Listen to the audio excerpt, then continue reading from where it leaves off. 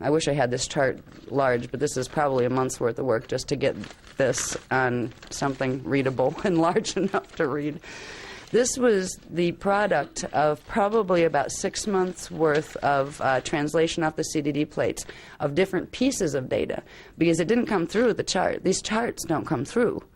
I have to design the charts after the data comes through in words. I have to take those words and put them in pictures so they make sense, so you can see things. And this is why they take so long sometimes.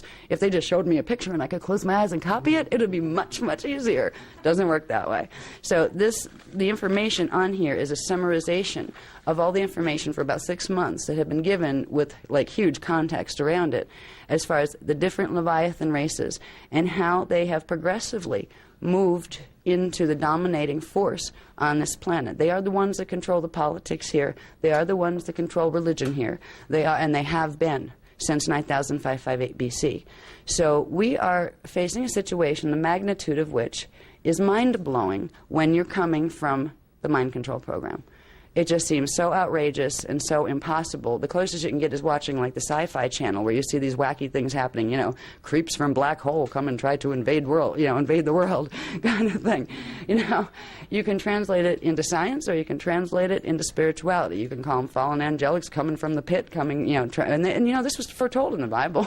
What was left of the Bible even kept that content. They said there would be the beast that came out of the pit. They said all sorts of things. Now, we've had other workshops where we talked about the seven seals, and we've talked about the horsemen, the four horsemen of the apocalypse, and what those really are. So there is a truth to parts of the Bible, and there's also a great deception in how that truth has been presented, because it's been presented in riddles and rhymes, where beasts are things that we imagine to be big green things with 7 heads and 10 horns and a crown on each of the 10 horns that rise up out of the ocean, out of the pit. We don't think in terms of sci-fi technologies that have the ability to move planetary systems. We don't think of black holes. We have this romanticized fairy tale that we've been given to cloak the reality of what's taken place. And so many people have dedicated their lives for so many centuries now to uphold those fairy tales. They don't know how to let go. The fairy tale started in Atlantis, and they started with the creation of the Leviathan races that we talked about yesterday. I went through the process, the progression of from 155,000 BC, how the 5 different stages of the bioregenesis program for the Leviathan, for the Anunnaki races had been done here, and how progressively each stage had been rated by different ones that were not of the Emerald Covenant. What that created by the time we were in mid-Atlantis, let's say about 63,000 BC, which is around the time that the angelic human Atlantean root race was seeded. First came cloister races. That's where the word cloister comes from.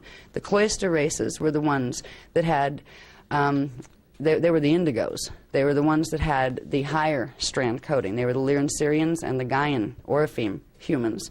They came first, the cloister races. And from the cloister races came what was called the Turinicium II race, which was another version of the 12-strand angelic human race. This is where Atlanteans and Lemurians and those guys fit in. They were, if you take the indigos, then the smaller gene code from them that came out was the angelic human 12-strand. From those came smaller breakdowns of the strand content. Lemurians, Atlanteans, those kind of things. They had the potential, all of them, for 12-strand, but they would have a certain amount activated at birth. So we had our races on planet. They were the ones appointed here. They were the guardians of this place. But once the Leviathan races began to be genetically interwoven with our race, all hell broke loose, quite literally. And we are living the tail end of that firestorm that began in Atlantis. You hear little romantic versions of, yeah, there was this advanced civilization called Atlantis, but they abused the crystalline technologies, and we think, oh, maybe they blew up a few things with some big crystals. What they have done with the sacred crystalline technologies is absolutely, there are no words to describe the level of perversion of what's been done here. They've genetically raped a race. They have raped the grids of a planet, and not just a planet. They have progressively, as I showed you in the cube matrix structure, where they have literally taken the Stargate system here and the Stargate system and Phantom and plugged it into another Stargate. These are the potentialities of crystalline-based technology, by the way. I mean, it was brilliant. What was done here was absolutely evil, but absolutely brilliant. Now, ultimately, good does prevail. That's the way Source set it up here. However, there is a huge scale of allowance. It's like a pendulum that swings. When it goes to a certain level of perversion of the original plan, it will begin to swing back. We are in that point now where it has the cycles of evolution through this time matrix have swung. The cosmic cycle has gone to its extreme of negative, where if it went any further, it would take down the entire structure of this time matrix. And the time matrix was built in a way that that wasn't going to be allowed. So it will rebalance itself with bringing in the D12 frequency, with bringing in the divine blueprint. What that means is we're in prime time for the final conflict drama. That is what is taking place right now, and most of the people on the planet are walking around clueless. They haven't an idea that this is going on. People follow the New Age movement, have no clue what they pick up when they go into a room, for example. They don't realize they're getting astral field implantation that's going to activate more of the reverse matrix codings just by going to a workshop. One of the worst places I've ever seen is the New York City Expo. We went there, and I was appalled the first time. I just went to sit in on somebody's workshop. You know, it was, oh my, it was a free lecture. You know, 100 people in the audience. And because I had the high sight on, and I wasn't trying. I was trying to turn it off, in fact. And if it wasn't for the beloveds kind of sitting over my shoulder going, no, you're not going to leave. Sit there. We need you to hold frequency. Right? I wanted to get up and run because what I saw were these forms coming into the room, and people are oblivious. They don't see them, but the guy running the workshop knew they were coming in, and he's, you know, doing his thing, teaching people, and these things are coming in the room and astral cording all of the people in the room. And what they had, when I saw that, I wanted to literally get out of my skin. I was like a porcupine with its spines out. Get me out of here. And Ma had said to me, no, we need you. You're all right. You know, you're fine. Stay and run frequency. And they had me run Maharic Seal, and they had me projected into the room. And it was amazing because I watched the cords start dropping. And it really, really aggravated both the speaker, who zeroed in on me at the back of the room. You could feel where it was coming from. But the stuff that's going on is amazing right now. And people don't know. People that go to churches think this is a good thing. If they knew what the churches were built to do, they would have a different feeling about churches. Once upon a time, there were holy temples, and even if there were no buildings standing, the holy temples were the people who carried the living presence of God with them, consciously and fully. We were the living temples. Whether or not we had a building to put our bodies in didn't matter. This planet was once a living temple. It's been a temple that's been run dry, and it's going to rebel quite soon, because it will rebalance itself too. It's kind of like part of the planetary immune system. If a disease or a virus gets too strong, it will eventually kick up the immune system. This planet won't let itself be fully destroyed. So anyway, I'm going to take us back really quick to Atlantis, to after the Leviathan races were created. All right, they were created over a period of numerous generations that began in 155,000 BC and then moved up to 63,000 BC, where at the last phase, or the giving of the fifth angelic human strand into the Leviathan pattern, was done. This created the Anu Melchizedek race. The Anu Melchizedek race had, it was the first one that actually looked similar to the angelic human races because they looked more ape-like. Some of them looked more combination of ape and reptilian-like. They didn't look like humans because they weren't humans, and they came out of the Neanderthal pattern. So they were like strange versions of that. But as they progressively picked up more, after generations and generations, more of the angelic human DNA strand, they started to look more like human beings. Now, angelic humans in those days were very tall. They were, some of them were, you know, really, on planet, about 6 to 9 feet tall was about the average in those periods because there was already genetic mutation that was keeping the height down. But this is the point where we began a downward spiral of evolution that we're living the end of today. Now, there were several primary groups of beings, fallen angelics, that invaded. You have basically, we talked about the Anu Elohim, that from the original fall, They were Anu Elohim. They appointed themselves as the false creator gods. They created the Anunnaki lineage. And you had the fallen Seraphim races that were the Draconians, and then some of the Odedicron races that were reptilian got mixed in with them. The Seraphi also create bird people.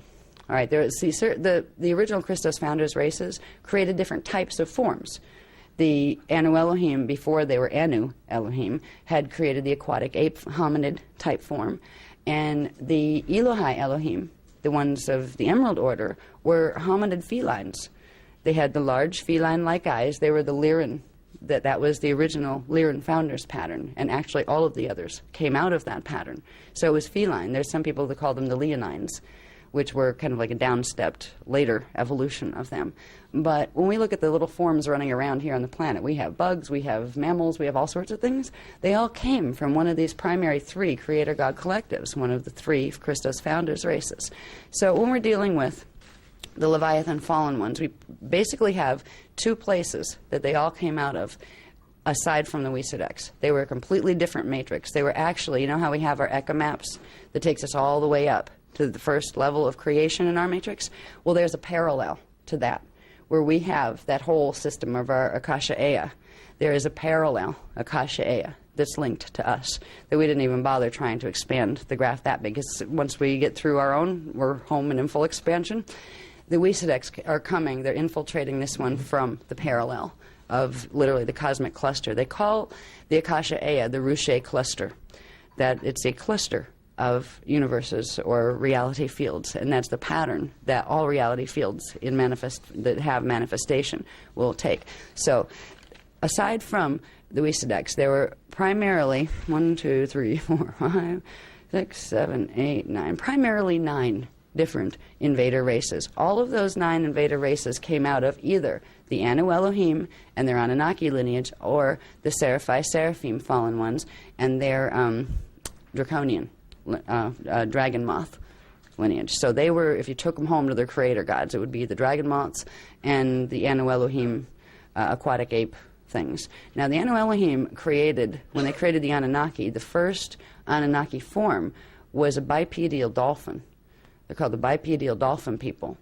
And that was, they're the Jehovian Anunnaki. They consider themselves the supreme Anunnaki, and the other ones that mix with the Seraphi are considered, lesser than them, and they don't tend to not like each other. But they're working together right now with the United Resistance. But anyway, in Atlantis, you had these different branches of the fallen ones. You had one group, and it's important here because there's some words. We find out where the Adam races came from. What's the story about Adam and Eve and all that stuff? Well, we start to understand when we start to see the names and who came out of what once the Leviathan raids were orchestrated here. Now, when we get into the Anunnaki races, we primarily have the Nibiruan Anunnaki, the Palladian Anunnaki, and those two groups work together a lot. They're also in other systems, but they're their primary strongholds. These are called the Luciferian Anunnaki, and there's a reason for the term Luciferian. First of all, they're not Jehovian. All right, the Jehovian are the bipedal dolphin people, pure strain Anunnaki. These are the ones that are combined with the Seraphim, fallen Draconian, or some of the reptilian Odedicron races to form a hybrid strain. Now you have the Enki, Enlil, and Marduk groups were the primary ones of the Anu Seraphim Anunnaki races. There was one group of the Enki, they're called the Enki-Zephelium races, that combined with another group of the Marduk-Satan family races. This is where we get the word Satan from. It's referring to one of the draconian hybrids of the Anu Seraphim. They combined with one of the more reptilian hybrid Anu Seraphim, the Enki groups. So you take a Toth Enki-Zephelium and you combined it with a Marduk. Another name for this group is the Marduk Draman. It's not the Draman, the Dragon Queen ones. You combine in the Satan family of those. You combine that, you get a Luciferian.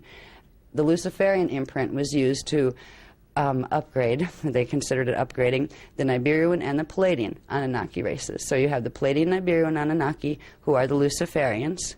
The Toth groups fit into this. Toth is one of the shining stars of the, yes, he almost made it to Christendom again, Christendom. But so there's that group. They have three primary raider races that became involved with the Leviathans here. One of them, the ones from the Palladian system, from Alcyone, which is Tara, which is Earth's counterpart in density 2, are called the Samjaze Luciferian Anunnaki. Okay? They are also the Palladians. They're the blondes, the pretty blondes. There's some dark-haired ones, but they're ones they like to, like, put on display and, like, contact people and things. They're the angelic blonde ones. They're very Nordic looking. They have, very pretty features because they stole them from the Procyonies. The image that they wear is something they got genetically when they invaded and genetically took over the Ceres Procyon race, who were blondes, but they were angelic human type blondes. So you have the Samjazi Luciferians. You have the Toth Enki Zephelium groups, which are the Nibiruan Anunnaki. That's the Nibiruan royal elite there. They're the ones that really tried to take over Rome from the Dracs. You can see 8-pointed stars everywhere in the ancient Roman stuff at certain periods. The 8-pointed star is the sign of Nibiru. It's also the sign of the fixed phase-locked Merkaba, and a lot of other things that have to do with the base 8 system and the Wisadek agreements.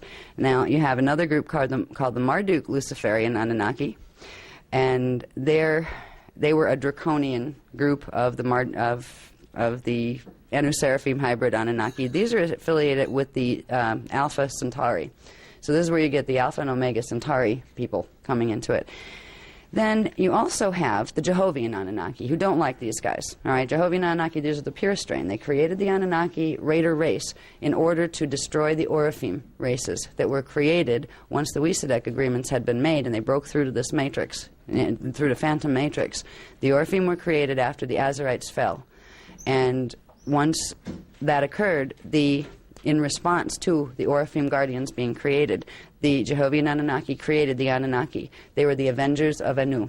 Their purpose was to destroy the human lineage, any of the human lineages, because their objective was to take over the time matrix. So all of the Anunnaki races came out of that and have at their core imprint. They genetically have that core intention. They were created with that core intention, and it's proved to be very hard for them to overcome. They also were programmed with the idea that they were superior, they were elite. They should be the ones running the time matrix because they're so much better than we are. There's an arrogance that goes with their pattern. That was what Toth's downfall was.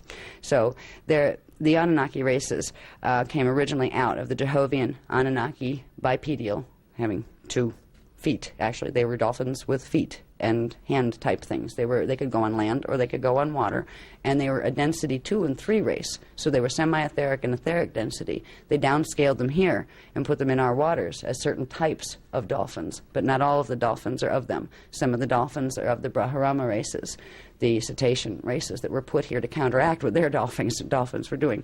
Now, the Jehovian Anunnaki lineage, when they invaded the Leviathan races, created their Antichristos Grail line, just like the Anu Seraphim ones, the Palladian Nibiru ones did. You also have the Odedicron reptilian races that originally got caught in the fall without meaning to, but some of them very much digressed from that point. And you have the Omicron Draconian dragon moths. They all got involved. So you have this big line of Leviathan races being invaded and directed by each of their creator gods here to fulfill the agenda of their particular creator gods. The warring on this planet has been because everybody's been being used as little armies to fight these Phantom Matrix battles that are going on. For ages, the Anu Seraphim Anunnaki were fighting with the Jehovian Anunnaki, trying to annihilate each other, and both of them were fighting with the Draconians, and the Odedicron would side with whoever would not try to destroy them, because everybody was trying to get them out of the way. And what we've seen on this planet is a progressive nightmare that's been their nightmare that they brought here. Now, when we get into some of the names that are associated with these lines, there's a whole bunch of names. It'll take me forever to go through all of them. But they were basically, on this side of this graph, we show, like right over here, not totally over to the end over here, but over in this section. This is the Anu Seraphim Palladian Nibiruan crew. All right, when we go over here further, this lineage is the Jehovian Anunnaki crew. We go over here, it's Odedicron, and over here, the Omicron Draconian. Now, over on this end, are those kind of misfits of the universe that are the Marduk line, which are the Draconian combined with the Anunnaki, and they tend to do their own thing, and they've had a lot of problems because they're a minority compared to the other races, but they still had their 2 cents in here. What these groups did was the Palladian Nibiran Anunnaki created lines of Leviathan races by raiding the experiments, called the Elulkum, the Adiruans, the Lilithan, and the Azuriel. Now they later combined their groups to, these were called the Beli Kudman, by the way, those particular races of Earth, Leviathan, that were of the Nibiruan and Palladian descent, were called the Beli Kudman. Now, between 22,340 BC and 10,500 BC, those races were upgraded by combining them with other things, progressively raiding angelic human races to get more of their gene code.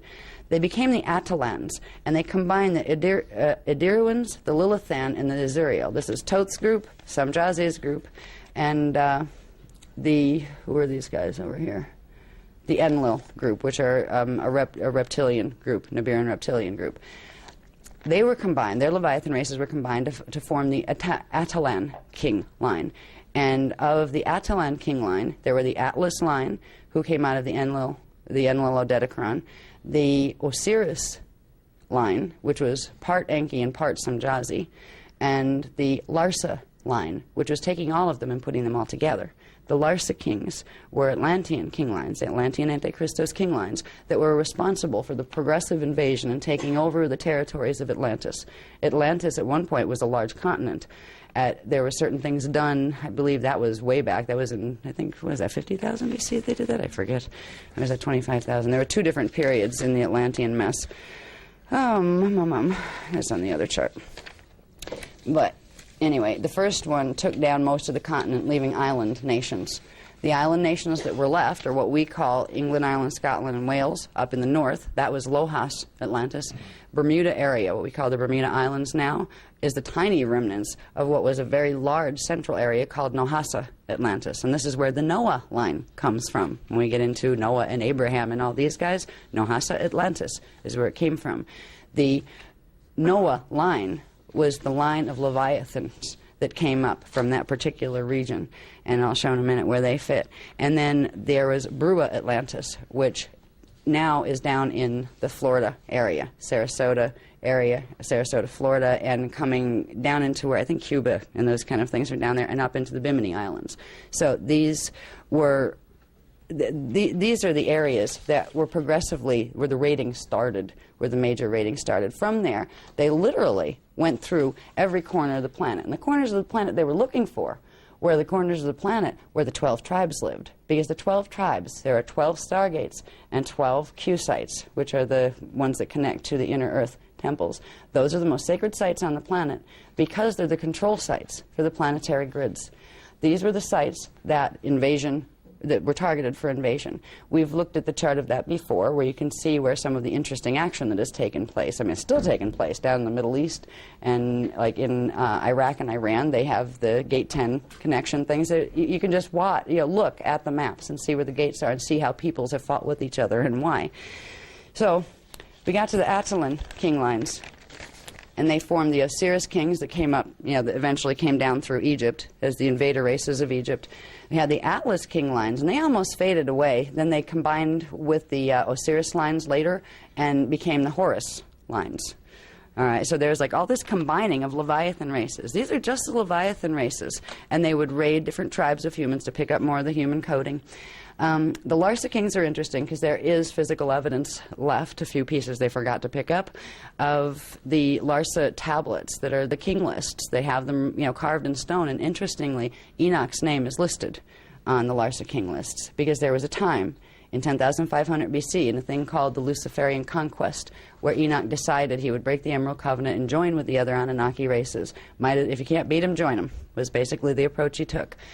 Enoch didn't do it for the same reasons that Thoth did. Thoth had an arrogance problem, still does. Thoth did it for personal gain and for gain for his people, from an egotism, as opposed to Enoch doing it because he figured they had so much control at this point that if they didn't cooperate and they won, that his races would be destroyed completely. by the Toth groups because they didn't cooperate. So he had joined, and it was a bad decision, but he joined, and they led their people into taking what had originally been a bioregenesis program, hybridization program, to get them back into the Christos imprint, and they decided to create raider races that would progressively take over instead. Now, what came out of these guys? At the same time, you also have developing over on this side another set of interesting people that were in opposition to the Atalan king lines that were the Palladian Nibiruan primarily. You had the Jehovian Anunnaki, the pure strain Jehovian Anunnaki. Now, for a while, Enoch was the leader of those. This was before he turned. He was the one that was helping the Jehovian Anunnaki hybrids get back into the Emerald Covenant. But there was another group of Jehovian Anunnaki that were not Emerald Covenant at all. They were the Urantia, and they had a subrace called the Admians. All right, this is where we start to get the Ad beginnings to what becomes the Adami races. We had the Admians combined with the Nephites from the Leviathan race Nephi level of the experiment that we talked about. They progressively came up and became the Zadokim Hasim. All right, so now we're getting into something, the Hasim. From the Hasim, we ended up with Hassa kings, and we ended up with No Hasim, which were the ones that combined later with Enoch's group. The No Hasim combined with the Atalans to form something, a new hybrid, a super hybrid, that was intended to be the master hybrid that would take over the planet, was called the Adam Kadmon. Now, the original human race was from Tara, the original Turanicium 1 human race, had several different divisions. One of the human races was called the, I have to get it exactly right, it's the Adami Kudium. Adami Kudium. So they literally created their own Adami Kudium by raiding the races here, and they called it the Adam Kadmon. This is where the Metatronic pattern, this is where the path of Arimathea actually started. It started way back there in Atlantis. Progressively, now this stuff was taking place before the flood, all right, before the flood where all the records were taken away. By the time the flood occurred, and the flood occurred in 9558 BC, it was orchestrated. There was a big rally that took place in 10,500 called the Luciferian Conquest, and this is when the Enoch groups joined with the Toth groups, and they created the Anunnaki legions, and they combined their races to begin forming the master race, to make that Adam Kadmon race that would take over this planet. And they together chose to get rid of everything else they didn't want on the planet at the time. Now, they couldn't get rid of humans completely because humans had the keys to the stargates. And if they didn't run those keys in a stellar activation cycle, what would happen to the planet is the stargates would not open and the planet would go into pole shift. That's a protection device that was put here. If humans weren't here, humans and indigos weren't here to run the security codes through the DNA, that meant there was something wrong because humans are supposed to be here as the guardians. And if the guardians weren't here and the gate keys weren't put in, the place would simply roll and the gates would shut, so nothing could come in and take it over. So they had to keep us here, but they had to make us stupid, so we wouldn't be able to fight, head on to stop them from what they were doing, because technically humans and indigos can run 1,000,000 times more frequency power than any of these guys can if their DNA is functioning properly. So the Luciferian Covenant was the agreement that Enoch entered and his groups entered. This is where you had a strain of the Jehovian Anunnaki, the No Hasim, that were under Enoch's control, joining with the Palladian Nibiruan Anunnaki races to form a master raider race.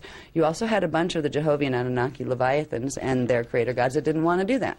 So they created an opposing line. They became the Hassa kings. The Hassa kings moved later, after the flood, moved into Assyria and Acadia.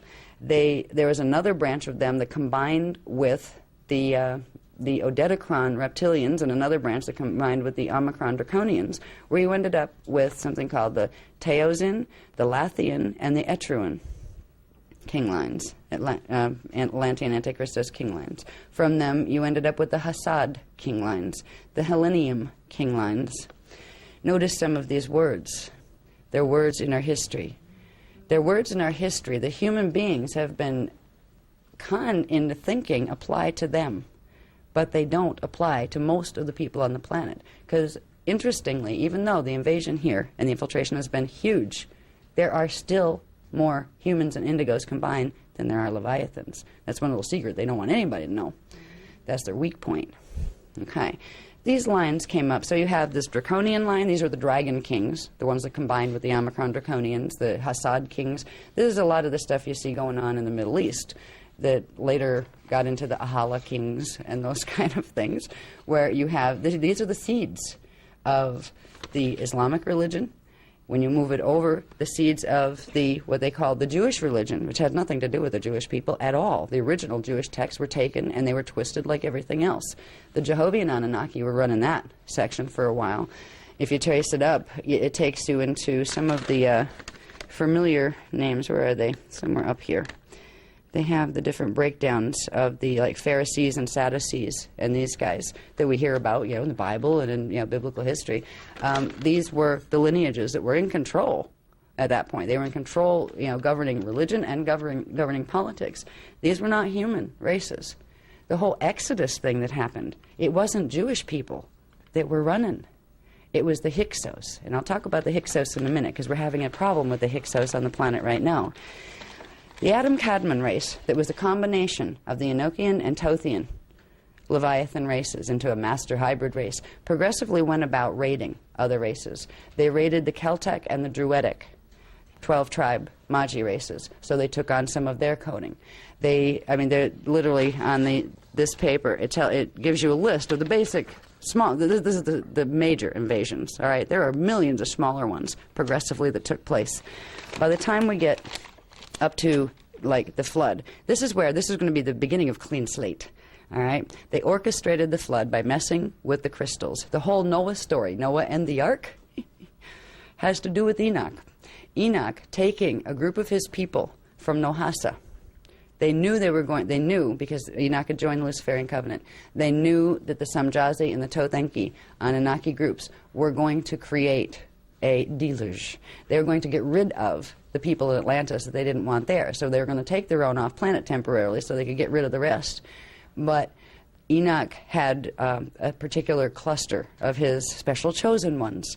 And because Enoch had forewarning, he didn't warn the rest of them. He only warned the ones that were already beginning to be genetically combined with the Metatronic program through intertwining with the Tothian races. He took them, and he took them from Atlantis by boat to Egypt, to Giza, where the Ark of the Covenant portal exists. He had pass keys to the Ark of the Covenant portal because once upon a time he had been a guardian. And he took those people into Giza through the portals, into the Ark of the Covenant. That was Noah's Ark. It wasn't a boat.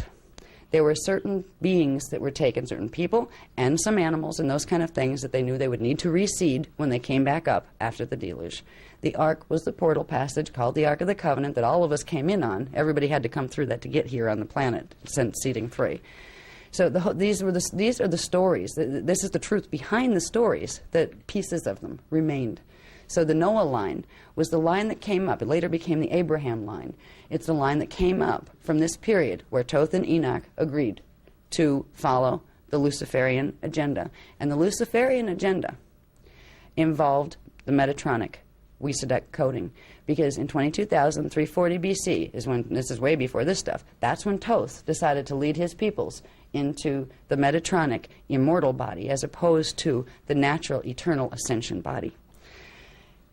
When Enoch combined his races with that, they took on the Metatronic coding. So both of them, this is why you'll find teachings of both the Tothian schools, also many of the Egyptian schools, like the Isis schools, all those guys. Isis is another word from Samjazi. All right? I mean, these are the races. When we look and we go, oh, isn't that neat? Isis and Horus and the Egyptian thing. We've been so naive because the history records were taken away from us. It's not so fun and enjoyable when you start to see it. And that's sad because it's like, oh, shoot, our romantic bubbles get burst. At this point, it may be a rude awakening, but if we don't wake up, we can go off and be the little subservient things played with by these false creator gods from now until eternity in a black hole matrix, if that's what we prefer. That choice will be honored. Source is not going to stop you from making the choice. But the truth is recorded in the records, and that's why the truth is being brought, so you can make a conscious choice. Because without this, you're being conned. Without this information, people might hate the messenger, and that's just too bad. I don't take it personally. It's what I stand for, what we stand for, that people have an issue with. But if there's enough love to sit in front of groups of people who might hate us to death for the things we speak because it's crashing their old models of what they thought was real, do you know how much love it takes to do that? It'd be a lot easier to just say, well, fine, you don't want to hear me, I won't talk to you. We don't do that. Now, when we come up, these are the beginnings. Now, the Christ story, of course, fits in here. But first, after the flood, 9558B flood, you had all of these races. It was already planned and positioned which groups were going to invade, which ones would go in which direction. We had, and of course, you had the Draconian Dragon Kings having their own plan of raiding. You had the Jehovian Kings, which were the Jehovian Anunnaki that didn't like the hybrid ones, with their own plan. And you had the Master Race Toth Enoch crew that had their own plans. There's a whole history where they came up through the Celtic Druidics. Literally every race line, angelic human race line on the planet, was at a different time systematically infiltrated, and the creeds were forced on them. You either we're going to control you now. You either buy this and you teach your children this and you do this, or you're dead. Pick one. That was on a good day. On a bad day, they just come in, kill all the males, take a few females for breeders, and rape them until they conceived, and then force them to bear the children. So they would have, and they used to do this in sacred sex rites, usually under moonlight. There's certain things about conceiving under moonlight. They're actually better for high resonance fetal patterns than during the daytime. They knew these things because of the Atlantean texts that had taught all about sacred sexuality and those kind of things. They used all the teachings against the human race, and they progressively picked up our race lines, our codes, which meant they progressively got more access to the planetary grids. They were picking up each time they created a generation that had another piece of the human DNA in it. They had another piece of the keys to the planetary Templar, because it was the human DNA and the indigo DNA that carried the keys, and still does. Now, we come up through the invasions of Sumer, the Sumerian invasions. All of that was about their history. What we have in our Sumerian, take Sumerian history, all of that stuff was about the Leviathan races. There is not one shred of human history from 9558 BC up to the present. There's not one shred of what was human history. It's E.T. History 101 that we have been reading and being taught ever since the flood. And this was orchestrated, and it was on purpose. It wasn't done by accident. Nothing slipped through, hardly. Little pieces here and there, like the Larsa King tablets that listed a few things and took it back so many generations that, wait a minute, how many generations back was that? There was like hundreds of kings listed on the Larsa King's tablets, and Enoch was in there, so it extended the history context of Sumeria back further than they'd originally assumed. There's a lot of other relics that eventually will come to the surface that that verify this, if we ever get to find them, if things don't get so weird here that archaeology becomes kind of a moot point. It just kind of surfaces itself because everything rearranges itself. Of the Israel territory, the Palestinian territory, what we call Jordan now, all those areas. The Hebrew people were the Grail line for one of our tribes. The Hyksos invaded them. And what we see as Hebrew history right now, the tribe names and all of that, they are not the Hebrew tribe names. The Hebrew had their transposition of race identity done. What you're seeing there is Hyksos. Part of it Hyksos, and part of it the Jehovian branch that came through that didn't want the Hyksos infiltrating. This is why you'll even have different sects within, say, like, the Hebrew religion, or even like the Muslim religion. Everybody's fighting with each other because there were all these different agendas and want to take one pattern hybrid and combine it with another. Anyway, I don't want to, yeah, okay, still I'm going. Yeah, I'm doing all right. Now, I just want to show where this history is, because it's significant. It really, for me anyway, it drove the point home. Well, once we get through the Egypt invasions, and they were, over quite a long period of time, 9558 BC, up through about 5,900, but they continued after that. Every dynasty, every pharaonic dynasty was one of theirs. It was one of the Leviathan king lines that happened to fight its way into position over another competing group. All through this period, the big challenge for the angelic human and the indigo lines was to keep their lineage alive genetically on planet. because they would be exterminated whenever they'd be found out. So oftentimes they would do their best to blend in, the ones who actually knew who they were, where they still had memory of who their lines were. And they would try to pretend to, if you're in Rome, do as the Romans do, just so the Romans don't find out you're not of them, because then they'll kill you, that kind of thing. So we also were scattered. We became scattered all over the place because we couldn't just sit on our gate sites anymore, because they had been infiltrated and invaded. There'd be little clusters left at the gate sites, but the majority of them that we're trying to preserve so the gene line could continue up until this time would literally be scattered in small clusters all over the place and mixed in with everything, so we wouldn't be found. So it would be much more difficult to identify us, so you couldn't go raid the village knowing you were going to get a whole treasure worth of DNA coding from the angelic humans. So who did the Egypt invasions? From the Egypt invasions, went into the Mayan invasions, went into India, in India it was 5,900 BC. This was there was a little bit of the text left, the Mahabharata texts, told about the air wars that took place in that period, where there were spaceships coming in and there were some fighting in the skies because certain groups tried to take over, and the other Leviathans didn't like it, and the Guardian races got involved because they were going to exterminate, everything was going to get exterminated. So there was a skirmish, let's say, in 5,900 BC, and there's still record of that in the Indian or the Hindu texts. We get in 3,650 BC, the Mayan raid started to take place, which was Thoth's crew going over into, and remember, going over isn't hard, A, if you have a spaceship, or B, if you know how to work the surface portals, which are the ones that connect Earth points to Earth points as opposed to like inner Earth or other places. And some of the portal systems were operational. So they could get from one place to another. I mean, you see these charts of, oh yes, humanity started here, possibly in Africa, and then moved up this way, and you see the little arrows of how they say, by finding the archaeological evidence, like, oh, we found bodies here and bodies here, so that means they must have done this. They have no clue. I mean, when you just take them all up in the air and put them on spaceships and things like that, it makes it much more complicated than simply trying to find the archaeological trail as to what races existed. It's even harder to find it when you have a bunch of Leviathan races and fallen angelic races, or ETs, whatever you want to call them, coming in and manipulating the paper trail behind them. They didn't want things found. They got rid of most of, and there wasn't too many of them to begin with, the bodies of the cloister races. They had elongated heads and they were very tall. There's been a few they missed, and they were found, I think they were found in Peru or something, weren't they? Or South America somewhere, I think. But they have to say that these were beings that suffered from encephalitis, I think they said, swelling of the brain that made their heads grow bigger.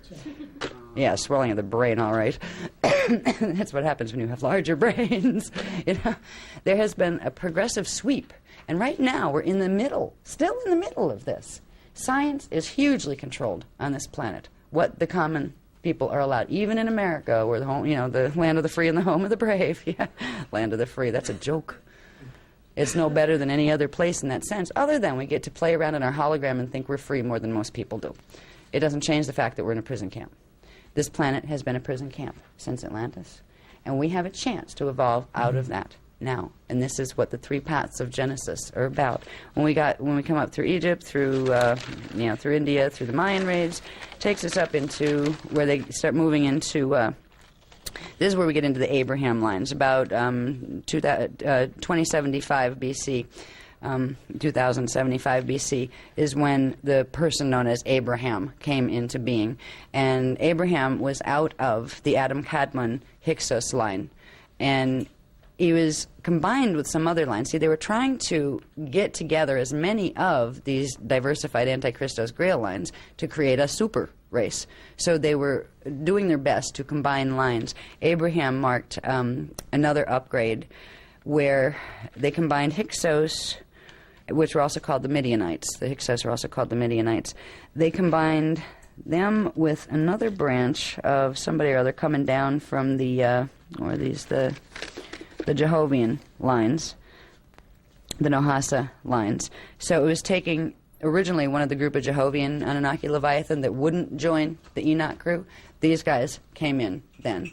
And progressively, this led up to the dramas that we think we know something about. It led up to first of all, between 1670 BC and 1550 BC, the Hyksos invaded Egypt completely, and they took over. They were the ruling party there. And then they wonder why they got in trouble. They came and took over some of the other draconian Leviathan races that were running there. And then with a vengeance, they came back, and the Hyksos had to do their exodus. They were kicked out of Egypt because they had come in, taken over, which at the time in Egypt, the draconian Leviathan races had, their pharaonic rule had taken hold. These guys came in, the Hyksos came in, the master race, they took over them, then they got taken over in return. Through this thing, you have the Moses story that evolves. Moses was one of the Hyksos. In fact, he was, the whole Moses story is meant to cover up the fact that he was the son of one of the pharaohs that he was supposed to be on the opposite side of. This was during the Tutmosis period. All right, the Exodus took place during the Tutmosis 1 and 2, I think. I have that someplace. It's in the records. So, the whole thing with Solomon's Temple was all of these things, all of these pieces of history fit into this line. When it came up into 700 and it was actually about 800 BC time period. This is where you had the Roman invasions and the Greek invasions, where you had various groups. First Draconians, first the Draconian Leviathan came in, and literally the Remus and Romulus story in the Roman things that supposedly were the beginnings of the Roman Empire, they were the Draconian races. They were, Remus, I believe, was the Odedicron reptilian, and Romulus was the Omicron dragon moth. All right, so you had the Draconian reptilian presence starting in here. These are the guys that became the Knights of Knossos and the Knights Malta and that kind of thing. And they had come up from, earlier on the Etruans and the Lathians and those guys, like further back in Atlantis. When we came up to about another level, a bunch of other stuff went down. But when we, let's see, there's one place I wanted to go from Rome. Oh, it was about 23 BC when we started to see, 23, 24 BC, we started to see the Roman invasion by the Hyksos and the Anunnaki Leviathan races, where they were going to come over and do they were doing the Olympian god stuff and all of that kind of thing. Now, there was one version of the Omicron Dracs that were beginning the Olympian paradigm, because that particular group had made alliances with the Wesedex. So there were both Draconian and Anunnaki races that made alliances with the Wesedex, and this was the Metatronic coding. So we have a history of the most bizarre, slow, talk about painful, slow death. It's like if you're going to wipe out a race, just drop a bomb on it and let it go. This has been torture.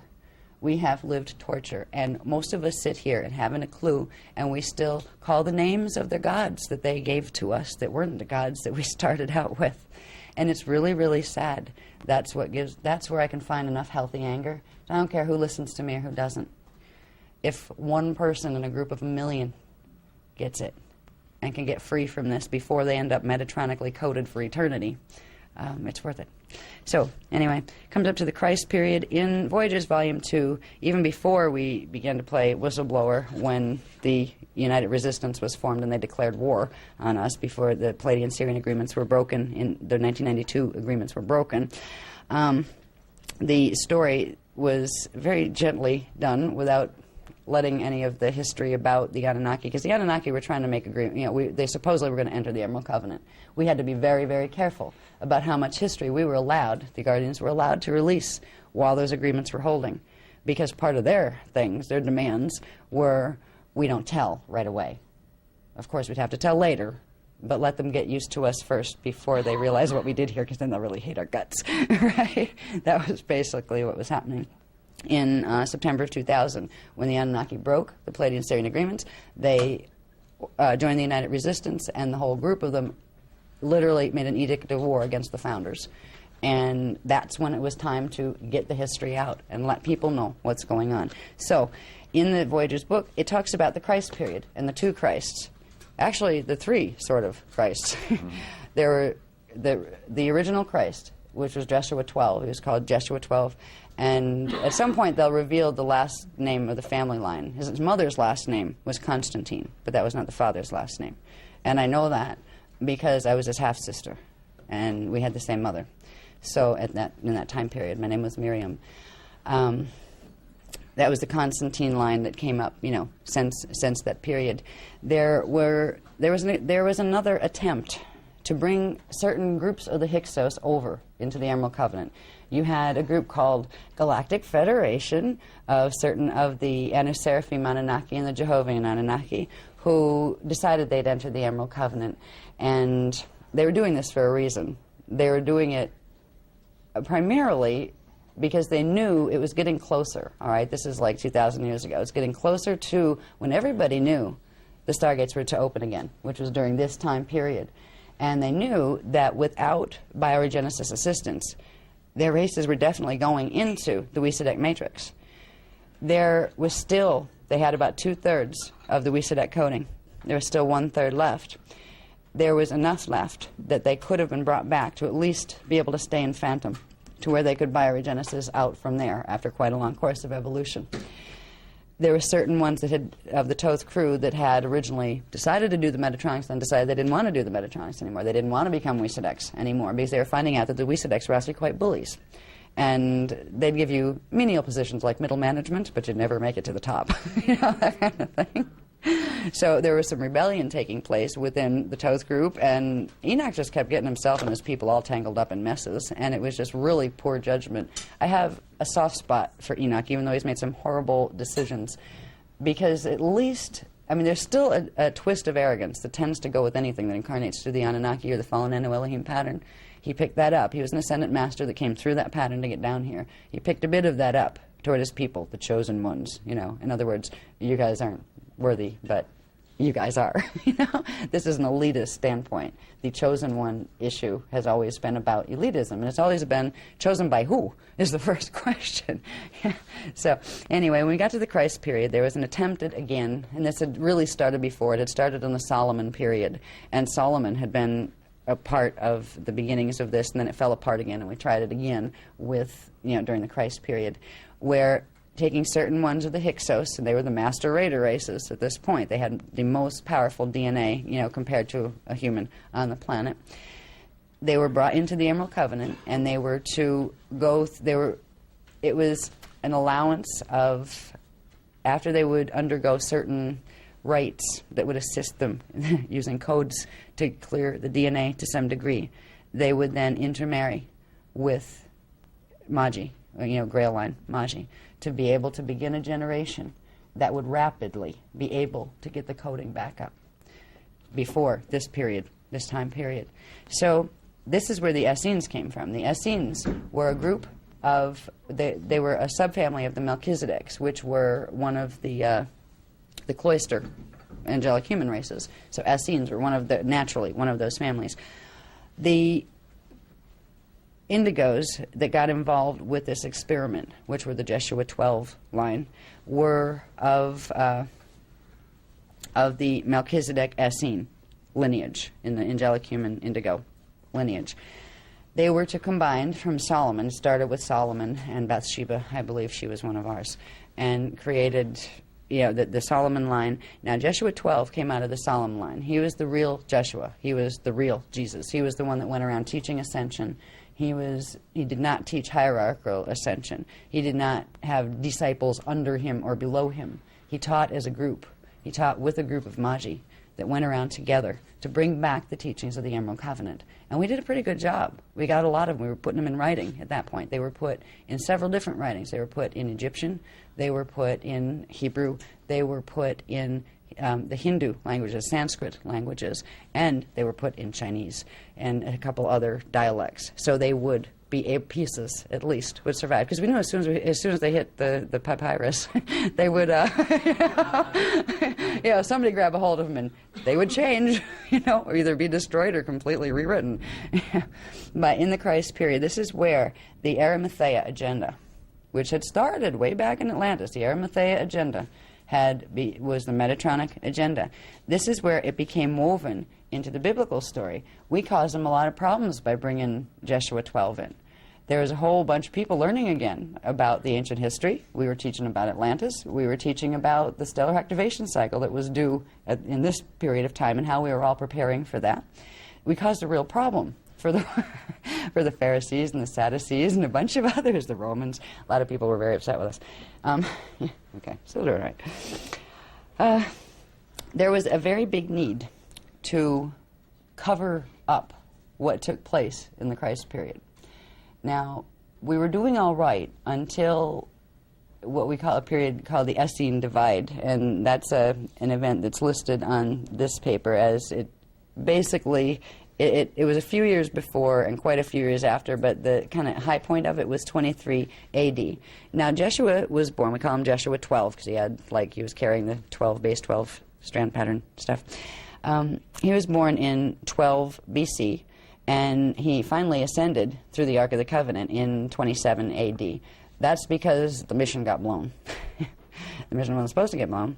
Now, in the agreements that were made, there was another, let's call him junior avatar, that was allowed to come in on the bioregenesis experiment. He was named Jeshua, and it was spelled with a Y, the way the Hyksos, not Hebrews, but the Hyksos alphabet didn't have the J in it. The original Hebrew alphabet did, for anybody that knows, that little twist on the names. Jeshua 9, Jeshua, this was the line where you get Mary and Joseph, all right? The mother and father of that one were Mary and Joseph. Johias and Judy were the parents of Jeshua 12, the real Jesus. Now, neither of these guys got crucified. They were actually working as a team. Jeshua 12 ordinated Jeshua 9 into the Melchizedek cloister priesthood. John the Baptist had ordinated Jesus, Jeshua 12, into the priesthood. These were the Magi, and we were attempting to create a new hybrid Grail line that had the potential to bring back the full Christos pattern to those races. And because the Hyksos races had invaded everything they could get their hands on since Atlantis, they had the most coding of everything. So that race was chosen for that opportunity because they could connect genetically to just about everything. They also had a huge amount of the coding that went with the planetary grids. Well, everything was going fine, and Enoch at this point had actually come back into the Emerald Covenant and decided he wanted to be a part of it. Thoth was doing one of these, as usual, where Galactic Federation had kind of convinced the Thoth Pleiadian Anunnaki crew to do it, to enter the Emerald Covenant. Except they had an agenda. They weren't planning on staying. They were planning on making sure this avatar of theirs was born, and then taking that further into the future on their own agenda. And that's precisely what they did. They created, once Jeshua 9, we call him Jeshua 9, was born, there's progressive infiltration of the Pleiadian Nibiran Anunnaki via Galactic Federation. Galactic Federation, the one that likes to channel books these days, were back there then. In fact, they're the ones that helped to take out Solomon's temple by accident. They blew up their own temple by accident. Won't even get into that now. But anyway, in the Arimathea agenda, which the Anunnaki groups and the Hyksos Leviathan races had given lip service to giving up. They wanted to be healed from that. They came up from Atlantis. Once Jeshua 9 was born, the showdown began. Galactic Federation pulled out of the Emerald Covenant, and so did the Thoth group. And now they had their super hybrid Hyksos that had the coding of the Magi, the genetic coding of the Magi. So it was, again, another notch up as far as getting security codes to the planetary stargates and creating a master raider race. But what they had to do was cover up anything that had to do with the real Jeshua, because if they didn't, there would be too much knowledge that would be written. I mean, when we would get books down, you give them 6 months in those days, and they'd be something different. So there was like several copies of things handwritten, and one would be the real one, and you'd hide that somewhere special. And then you'd have ones that had certain alterations put in them that would, if you read them right, lead you to where the real one might be. Right? All sorts of games being played back then by both sides just to keep, the truth on the planet, and the other guy's trying to get rid of it. So the Arimathea agenda got interwoven into what we call the Bible, even before the Council of Nicaea finalized what the Bible would become. Even in 100 BC, we had the Hyksos Arimathea agenda coming up. You'll find the Hyksos writings in the Dead Sea Scrolls, the Qumran Dead Sea Scrolls. These were a group of the Hyksos races that were associated with the Essenes, yes, the ones they had raided and gotten part of the gene code from, because Essenes were around for, as long as the root races and the cloister races were around, because Essene is simply one of the smaller families of the Melchizedek cloister angelic human race. All right. So when you see the Dead Sea Scrolls stuff, this is coming from the Hyksos perspective. All of these things were building up. So by the time the Christ drama unfolded and the betrayal took place in 23 AD, we couldn't finish the mission that we had started here for, which was to bring the races back into wholeness, into oneness, to prepare everybody for the stellar activation cycle of this time period, so everybody would be able to make it through, and Earth would be reborn into a new age of light, and everybody would be welcome there as long as they behaved and stopped trying to hurt other people.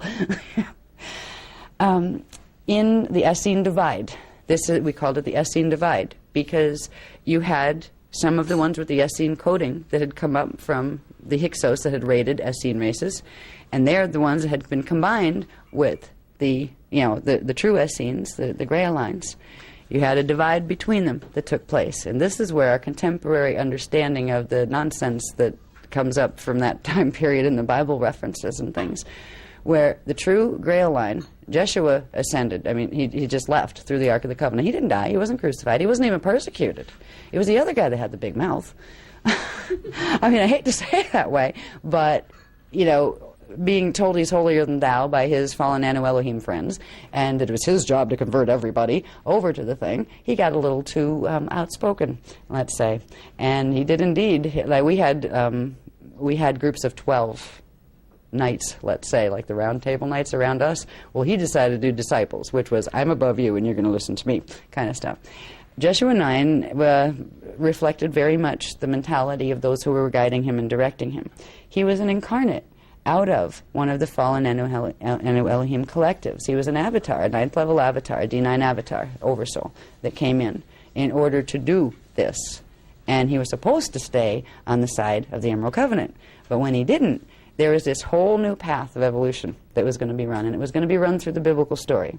So they took pieces of the ancient Hyksos distortions, the stuff from the Dead Sea Scrolls, and even back way further into the Hebrew traditions that went back into Atlantis, and they began to weave tales, and they began to edit things out that anybody else wrote down that didn't fit into those tales.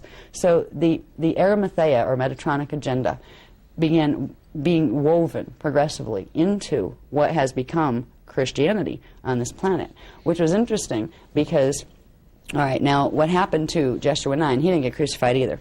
There was another guy that, because Jeshua 9 went around and really agitated the Romans and a few other people and got too much attention drawn to himself, they had to get him out of the Holy Land. They had to literally get him and his family out because they were going to kill him if they stuck around, and they couldn't let that happen. He had that new gene code. Can't let him get killed. He has to have more babies. This is really how the Anu Elohim were perceiving the whole thing. So there was a guy named Arahabi who looked like him physically, who resembled him physically. And the Anu Elohim sent him on a few little tangents of inspired visions and things and convinced him that he was Christ, and got him spouting some of the teachings so he would sound enough like him. And they set Arahabi up. And they told him he couldn't ascend. He didn't have a gene code where he could ascend, but they told him that they would give him the gene code, the Metatronic version, that he could ascend if he would allow himself to die for his God. He was crucified. So there was a man crucified, but it wasn't either of the Jeshuas. It was Arahabi, who was a poor sucker. He was conned by having visions given to him by a bunch of fallen angelics who told him if he let himself be tortured this way, that God would reward him with an eternal body. Well, it wasn't eternal. It might have been immortal, but it wasn't eternal. All right. So there is some reality to the crucifixion story. It was part of the cover-up of the real Christian story, which has always been about bringing the inner Christos teachings here. That's what Jeshua taught. That's what the other Jeshua was supposed to teach, and he started to. Now, where Jeshua 9 went, he had Jeshua 12, literally in 27 AD, ascending back up the Ark of the Covenant. He left. John the Baptist went in his own direction. He got killed. And Miriam stuck around for a while and ascended, maybe, I think, what was it, 20 what did I do? I forget, 37 AD? something like that. I think it was 37, yeah. It's about 10 years after Jeshua. And we did what we could, but what we were there for couldn't be finished. And it was all kind of left till next round. And this goes up, like, next round, like, took us in through the Arthur legends and all of that stuff, King Arthur and all that. That was all about this. But the important thing to see here with Arimathea is tracking it. There was, and Ma'a is telling me this now, who this person was, because I was trying to find out who exactly it was, and Ma'a is verifying something, that a person named Joseph of Arimathea was the brother of, get this please, what's the brother, would you please like catch this? The brother of the person who was Mary, Mother Mary, okay, the brother of Mother Mary's mother. Okay, that's how I just worded it. What does that make him? The brother of Mother Mary's mother. Brother of Mother Mary's mother. So it's Mary's uncle. Yeah. Mary's uncle? Yeah, that would be Mary's uncle. Okay. Now, he was of, I believe the history has him in Palestine, of Arimathea. In fact, there was a place called Arimathea in Palestine. And I wonder who settled that place. You know, I mean, it was Hyksos.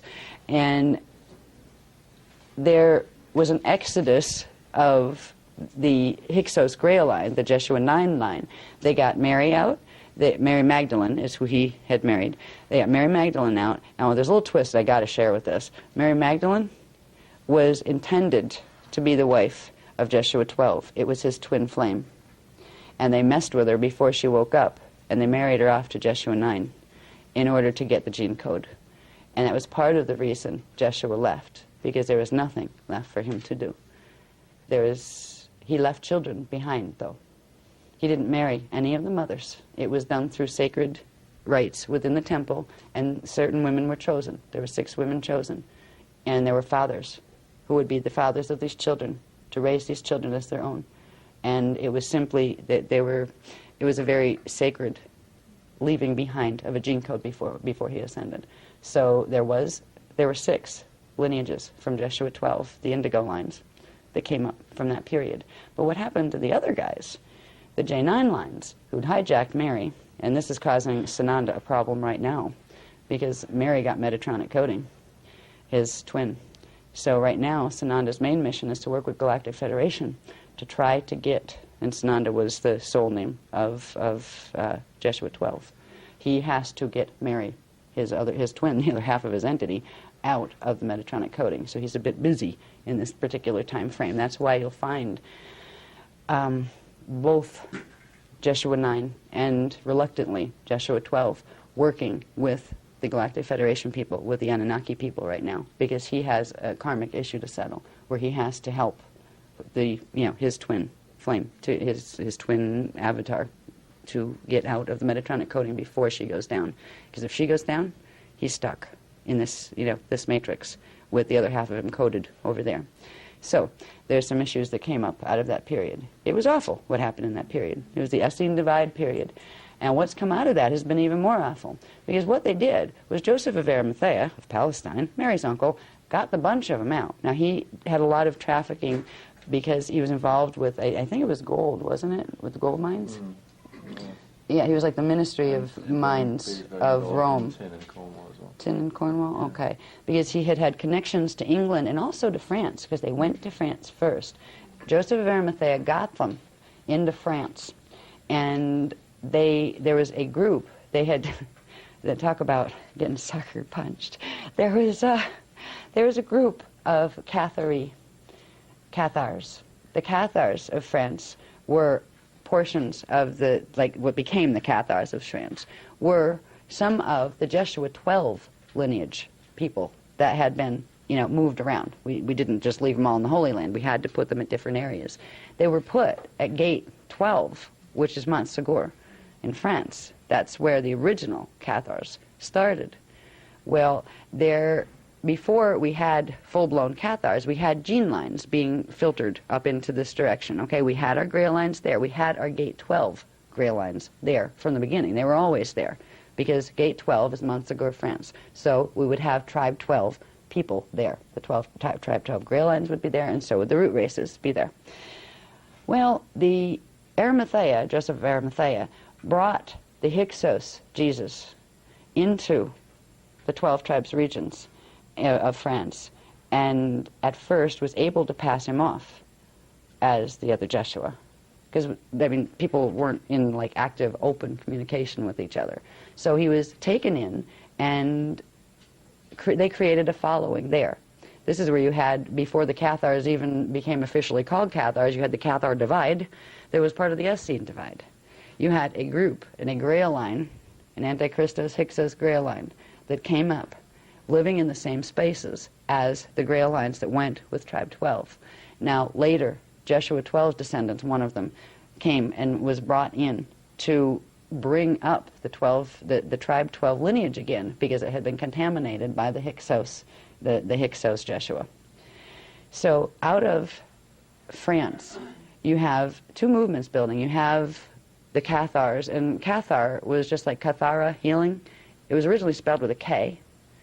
It referred to Cathara, light, sound, one. That's what the word meant. It got changed into Cathari with a C, and this had to do with not just the Hyksos, but also the Dracs getting in on the act. You also had, during this period, the beginnings of what became Draconian Christianity, as opposed to Anunnaki Christianity. So you had the Bible stories, the stories coming up from this chaos that came out of the two Jeshuas and the lineage moving into France. It moved from France and then spread into England and into other places. It seeded the Templar quest and the Arimathea agenda. It was seeded through Joseph of Arimathea and through Jeshua 9 and Mary and Joseph, who were the parents of Jeshua 9. This was a betrayal of the Emerald Covenant. The people who were representing the Christos teachings kind of got knocked in the head again, but the drama continued. But this is what became of this was very interesting, because by 325 AD, a couple hundred years after all this was taking place, the Draconians got in on the picture. The Hyksos were making so much advancement by putting out their records, by combining it with the records from the past and putting the Jeshua 9 story out as if it were the real story, and hiding and destroying any records that were existing on Jeshua 12 and, the true Miriam and, John the Baptist. They changed names. They took certain stories that took place here and they changed the order of this person was first and that person was second, as far as, birth times. For instance, they put John the Baptist as almost in a similar, time frame, age bracket as Jeshua, and he wasn't. He was much, much older. So they doctored the documents, the historical documents, got rid of what didn't serve them. They were doing really, really well, and that really, really upset the Draconian mob over in Rome. So the Draconian mob over in Rome decided to take all of this new information, this new Christ period stuff, and make their own version of it. And they combined it with the Olympian god stuff that they had taken from the Anunnaki originally. They had taken over some of that. They were using that to control the Roman people, the Roman empires. They combined it, and what used to be the Olympian gods became saints instead. So they renamed them. They made them saints, okay? You couldn't have Olympian gods anymore. You could have saints. They decided this was a good bandwagon to jump on. And the Council of Nicaea in 325 AD brought together Pharisees, Sadducees, people from, people in control of large groups where they had to deal with this problem about what do we do with the records? We might not like each other, but we all have one common interest to make sure we win when the stellar activation cycle comes. So there was a book assimilated and created out of editing, twisting, and taking most of the guts out of the historical records. They used some of our records, they used some of the falsified records, these are the parts that will be compatible with the Qumran stuff, the Dead Sea Scroll stuff. And they created what we call the Bible. And as we know, the history from there has been absolute chaos, where the Draconian, now what's interesting too, is you had the Draconian versions, the Draconian Leviathan races, which were became the Knights Gnosis, the Knights Malta. They became the push behind Catholicism. Then you had the Hyksos lines that became the push behind Protestantism. This is where you have the division between Catholic and Protestant. It's Dragon Anunnaki, as usual. It's like humans just never fit into this history here. We're watching wars go on between people who don't even belong here in the first place, and the people who do belong here think they're a part of it, and they don't know how to step outside of it because their own history is gone. So that leads us up to the point where we are here. Yeah, we're doing good. Okay, that's good. Now, good. I'll leave him 10 minutes and me about 8. Okay, that was actually good. So I think that's enough of the history so you can understand how the things that we're talking about now, there is a context for these. It's not some idea we pulled off the top of our head and we're trying to con you into believing. There's a history here. It's not a pleasant history. It's a history that makes you want to cry. At least it does me. It's been horrible. It's been horrible for the Grail lines. It's been horrible for the angelic humans. And it's been horrible for any of the Leviathan races who tried to escape from it. Because the fallen angelic collectives that control them and who can mess with them because of the DNA weaknesses, they have more of the reversals in their DNA, especially the ones with the Metatronic coding. They can be, put that little CD in their heads and you can show them pictures, you can give them divine experiences that aren't real. This is how we've been manipulated all through this process. Now, what it leads us to is the beast. In 22,003, 40 BC, when Thoth's group agreed to join the Wysidex, this was a thing called the Luciferian. Remember, Thoth was one of the Luciferian groups. This was the Lucifer Archangel Michael Alliance. Okay. Now, they had been against each other for quite a while. Thoth didn't want, the Wysidex coding. For a long time, he'd stood against that when he was Emerald. When he went over, this was the alliance between Lucifer, Thoth, and his whole collective. It wasn't just one person. It was the whole collective, and the Wysidex. Now, the Wysidex had interbred, when they had broken through here 570 million years ago, they created a race in the Andromeda system of Phantom Matrix called the Necromaton. The Necromaton later raided seeding 2 of the angelic humans, creating something called the Nephilim. All right, they were an Anunnaki, a mutated Anunnaki Wysidex thing. When Archangel Michael, these became the Archangel Michael Collective. They were the Mikalub. They were called the Mikalub. And they were also called the Sons of Baal, B-A-A-L. And in some doctrines that came up, Baal was another word for the devil. Everybody was calling everybody the devil. I mean, whoever, if you didn't like him, you called that one the devil. You had Satan, you had Lucifer, you had Baal, you had Set in Egypt. I mean, you had a bunch of them, and it all depended on who was writing the book that would say, which one was the bad one or which one was the good one. The Protestant movement that has come up through the Freemasons, for instance, that's the Hyksos line, came up through the Freemasons, that is actually the controlling faction behind Protestant religion. But most of the Protestant figureheads on the outside have no clue about that. They actually hold at the center of their creed a worship of Lucifer, which means they're Thothian. Right? Yeah, I mean, the others have at their core, the Catholic ones, they actually have at their core a connection to Satan, which is the Marduk-Draman line of Anunnaki Omicron, that this is where the Satan stuff comes from. So it's a riot. It's almost like at the core of each of the religions, the one they're saying the one that is evil is actually the one they're supporting. It's like the one that's motivating the whole thing. It's been such a very confusing game.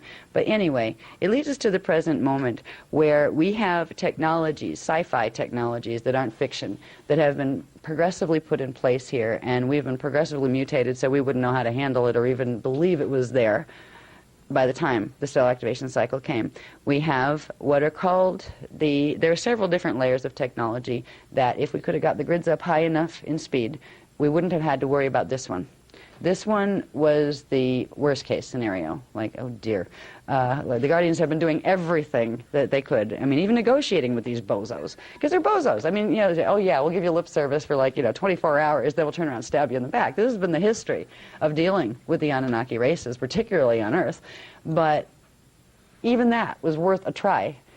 Because if the 1992 Palladian-Syrian agreements had worked, where they were Emerald Covenant agreements, where the Thoth groups and the Enoch groups had decided they would come in and stand against the Draconian groups in order to not let the Draconian groups get control. If they had held, we wouldn't have had to worry about activation of the beast. The beast is a mechanism that the scope of the intelligence it takes to create something like this is awesome, because it's something that moves not just planets, it moves solar systems. It has the capacity to take this solar system and our whole chain of gates going from here to D11. that takes us up through, through up into the Lyris system. Literally take the whole thing down into a black hole matrix. Which means its matter would fry, first of all. Everything totally gets disintegrated going through a black hole. Then it reforms in disorganized fashion on the other side. It would reform on the other side, neatly tucked in to the base 8 reverse Metatronic coding. Now, if we look at this crazy diagram, this will get easier when I typeset it because there are little tiny words all over. It was hard enough to understand when I showed it to you where the 3 axes were coming through, where we showed. Could you hold? Yeah. Thank you, Libby. Okay. Where we had up here the Wiesedeck axis, right? There's like a Cathara grid running at this angle, right? Then we had over here the phantom axis running down this way, and then our main axis, right? Now what's been added to this diagram is, first of all, showing you something that was put in 25,500 BC when the Palladian, Nibiru, and Anunnaki groups put in something called the Nibiru Dadic crystal grid. That was the thing that was anchored at Stonehenge and then plugged into 24 prime crystal temple bases all over the planet. This is part of what we're clearing in our site work that we're doing here. The Nibiru used to be a planet that orbited within our galactic plane. It was our 12th planet for a while. Now, when they started to build the beast, Nibiru became our 11th planet first, because our 11th planet, which was Chiron, was broken in half. Part of it was made Pluto's moon, and the other part of it was stuck where it pops up in between Saturn and Uranus, and then it pops back down into Phantom. Now it's almost like balances, weights, trying to get the balance, the electromagnetic balance just right. In order to do this stuff, you have to have the absolutely perfect electromagnetic balances of energy, of push and pull, etc., on a galactic and higher than galactic level. So Nibiru used to orbit this way. They changed that orbit. First, they knocked it in when they got rid of Gate 11 planet Charon and broke it into 2. They then pushed, using frequency, using their gates, they pushed Nibiru into the 11 position. They left a hole where the 11 planet had been. There was a hole in that orbital field, and they plugged Nibiru into that hole. From there, they created a link where they took Nibiru, and this wasn't all done at once, but in 25,500 BC, they did this final piece. Once Nibiru had moved from the 12 spot to the 11 spot, 25,500 BC, they dragged it in to this orbital, okay, to the Phantom orbital, with another large planetary or half a planetary mass. It used to be a planet called Maldak, which was our 5th planet. That was destroyed in seeding 2, as was Charon. Now, Maldak, there's a piece of Maldak that was large enough to counterbalance Nibiru, where it had about the same planetary mass. So they were able to set up, using this gate alignment, the Phantom races were able to set up an orbit of Nibiru to make it like a patrol station, where on one end of the orbit you'd have the planet Nibiru, and on the other end you'd have the piece of Maldak that they turned into a battle star that came to be known as Wormwood, which was a mistranslation of what meant Doom World. Because it was always known that Doom World, when that battle star, Nibiru and battle star, came in, it would have the potential to pull our matrix into Phantom matrix. That was before the whole Wiesedeck mess, before we had to deal with the whole Wiesedeck mess. And what they did, they took advantage of the Phantom technology. Now, this was the Phantom races at first, deciding they were going to do this. The Palladian Nibirans were part of this. They weren't, remember, Thoth broke the Emerald Covenant in 22,340 BC. This thing was put in 25,500 BC, so that was before that. There's not the Wiesedeck agreement yet. They still have their matrix coming in here. But right now the Phantom races are trying to pull our matrix in to create enough critical mass in their matrix so the Wiesedecks can't pull them in because they're fighting them. So originally Nibiru would do this. It would this is the axis that the new Nibiru in orbit would create.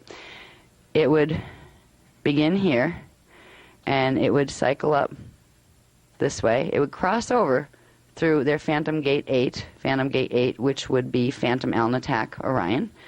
It would circle back down, and it's still, where you see the dotted line? That dotted line is its phantom passage, all right? It's not passing through our system yet. This is the phantom level of our system, where it's not touching us yet.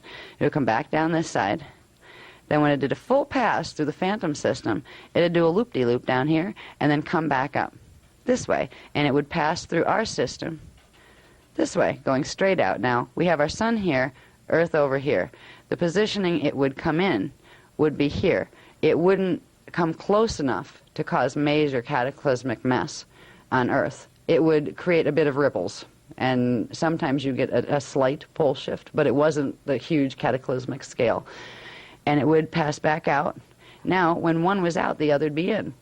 Every 3,657.8 years, one of them would come in. And when it was Nibiru coming in, Wormwood was out, and when Wormwood would come in, Nibiru was out. Right now, we're approaching a period where Nibiru's out, but Wormwood's on its way in. And this was part of what the biblical teachings had taught a lot more about, but there's little bits of it left in the Nicene translations that tell, in Revelations, that tell us about these things.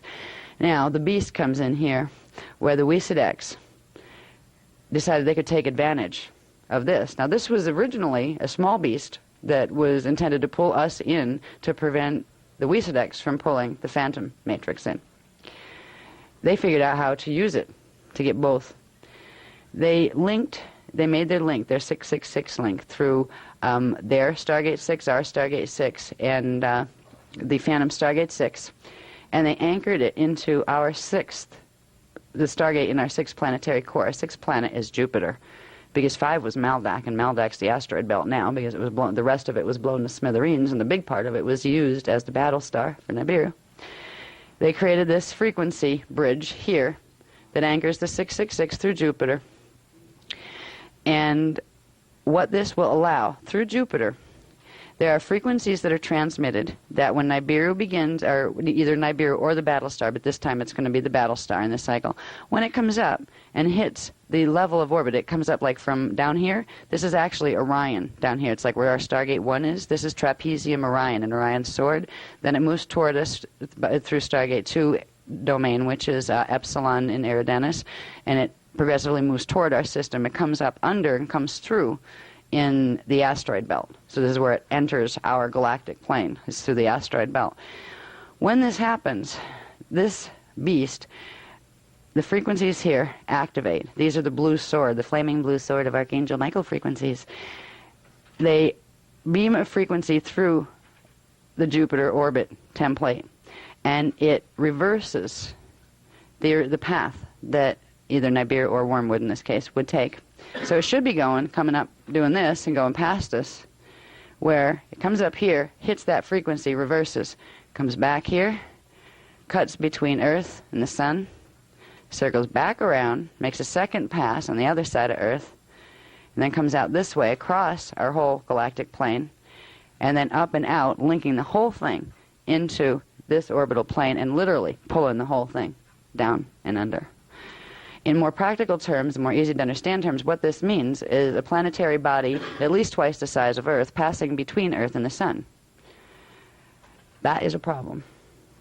Now, this is set in motion through activation of the turnstiles. We talk about the turnstile grids. They were part of the Atlantean mess that was put in when Thoth agreed to turn part of the Nibiru and Datic crystal grid that had belonged to them in the Phantom Matrix, turn part of that over to the Wysidex.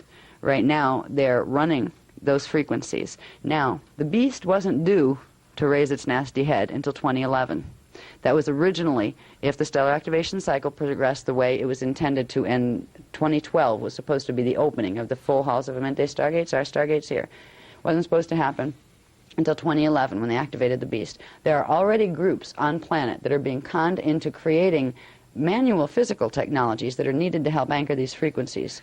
There's a group of ETs, pretending they're the nice ETs. They call themselves the Cordium. They've been working with the Wingmakers group in New Mexico, and they've been getting this labyrinth group of humans, they call themselves the Labyrinth group, to help them build certain technologies, because they keep telling them there's this big bad invader race that's going to come in, and the only way to protect the planet is by building these devices. They're the invader race. I mean, talk about conning somebody. The people that are working with the Ringmakers Labyrinth project, they're humans like us that think they're doing the right thing, and they're being taught to build the technologies that they need to do the final anchoring on planet. HARP is a part of this, the HARP installations, and there are several others.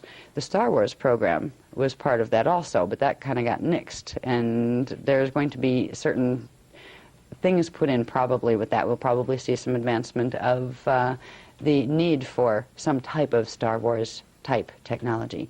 The space station stuff has all been part of this, because a bunch of the Illuminati head guys running around on planet know we've been under invasion. They've known it since the 1930s. And they know that there is cataclysmic stuff potentially coming. They knew that because the other guys, the fallen angelics, are planning on activating this. Our guys are trying to stop it, to get to the point where this would not activate. We were doing well, so well, that they activated it early. Yeah, okay, I'll stop.